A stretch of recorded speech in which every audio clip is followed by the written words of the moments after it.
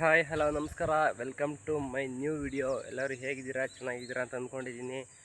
ಇವತ್ತು ಬಂದ್ಬಿಟ್ಟು ನಿಮ್ಮ ಪವನ್ ಕನ್ನಡಿಗ ನಮ್ಮ ಮನೆ ದೇವರಾದ ಶ್ರೀ ಹೇಮಾವತಿ ಅಂಪಣ್ಣ ತಾತಯ್ಯನವರ ಸನ್ನಿಧಿಗೆ ಬಂದಿದ್ದೀನಿ. ನಿನ್ನೆ ನೈಟೇ ಬಂದಿದ್ದೆ.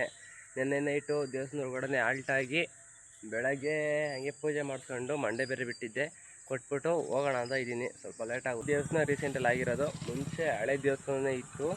ಈ ದೇವಸ್ಥಾನ ಹೇಗೆ ಮನೆ ದೇವರು ನಮ್ಮ ತಾತ ಮುತ್ತಾತನ ಕಾಲದಿಂಟನೂ ಇದೇ ದೇವಸ್ಥಾನ ನಮ್ಮ ಮನೆ ದೇವರಾಗಿರೋದು. ಮುಂದೆ ಇದೆ ನಮ್ಮ ಮನೆ ದೇವರೇ.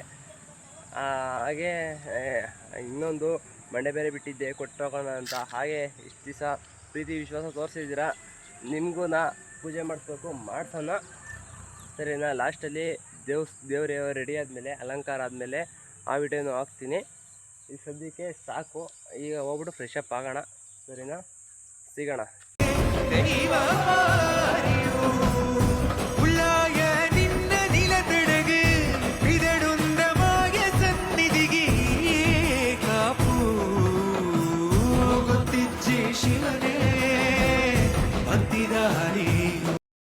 ಇದು ನಮ್ಮ ಮಂದೇವರು. ನಮ್ಮೂರಿಂಟ ಬಂದ್ಬಿಟ್ಟು 93 ಕಿಲೋಮೀಟ್ರ್ ಇದೆ. ನಿನ್ನೆ ನೈಟೇ ಬಂದಿದ್ದೆ. ನೈಟ್ ಇಲ್ಲೇ ಆಲ್ಟ್ ಆಗಿಬಿಟ್ಟು ದೇವಸ್ಥಾನದೊಳಗಡೆ. ನಮ್ಮ ಮಂದೇವರು ದೇವಸ್ಥಾನದ ನೇಮ್ ಬಂದ್ಬಿಟ್ಟು ಶ್ರೀ ಅಂಪಣ್ಣ ತಾತಯ್ಯನವರ ಗದ್ದುಗೆ ಹೇಮಾವತಿಯಲ್ಲಿ ಇರೋದು ಈ ದೇವಸ್ಥಾನ. ನಮ್ಮ ಚೇಳೂರಿಂದ ಇಲ್ಲಿಗೆ ಹೇಮಾವತಿಗೆ 93 ಕಿಲೋಮೀಟ್ರು, 100 ಕಿಲೋಮೀಟ್ರು ಹತ್ತತ್ರ ಬರುತ್ತೆ. ಜರ್ನಿ ಬೈಕಲ್ಲಿ ಬಂದರೆ 2 ಅವರ್ ಜರ್ನಿ, ಕಾರಲ್ಲಿ ಬಂದರೆ 2 ಅವರ್ ಜರ್ನಿ, ಬಸ್ಸಲ್ಲಿ ಬಂದರೆ 4 ಅವರ್ 5 ಅವರ್ ಆಗುತ್ತೆ ಜರ್ನಿ. ಬಸ್ಸಲ್ಲೇ ಬಂದಿದ್ದೆ, ಬೈಕಲ್ಲಿ ಮನೇಲಿ ಕಳಿಸಿಲ್ಲ. ಅದಕ್ಕೋಸ್ಕರ ಬೈಕಲ್ಲೇ ಬಂದ್ಬಿಟ್ಟು ಬಸ್ಸಲ್ಲೇ ಬಂದ್ಬಿಟ್ಟು ಪೂಜೆ ಮಾಡಿಸ್ಕೊಂಡು ಎಲ್ಲರೂ ಚೆನ್ನಾಗಿರ್ಬೇಕು, ನೀವು ಚೆನ್ನಾಗಿರ್ಬೇಕು, ನಾವು ಚೆನ್ನಾಗಿರ್ಬೇಕು, ಮನೆಯೂ ಚೆನ್ನಾಗಿರ್ಬೇಕು. ಅದಕ್ಕೋಸ್ಕರ ಪೂಜೆ ಮಾಡಿಸ್ಕೊಂಡು ಹಾಗೆ ಮಂಡೆ ಬಿಟ್ಟಿದ್ದೆ. ಮಂಡೆ ಕೊಟ್ಟು ಹೋಗ್ಬಿಡೋಣ ಅಂತ ಇವತ್ತು ಬಂದಿದ್ದೀನಿ.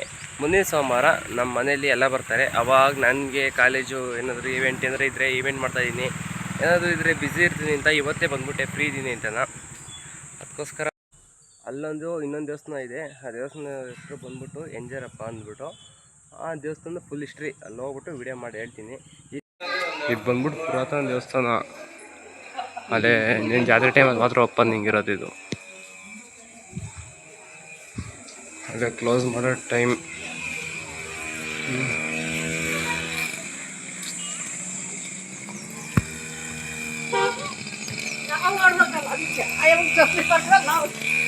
ಇದು ಹಳೆ ಪುರಾತನ ದೇವಸ್ಥಾನ. ಇದು ಹೆಚ್ಚು ಕಮ್ಮಿ ಕಟ್ಟೆ 350 ವರ್ಷ ಆಗಿದೆ, ಆದರೆ ಇಷ್ಟು ಗಟ್ಟಿಯಾಗಿ ನಿಜವೇ.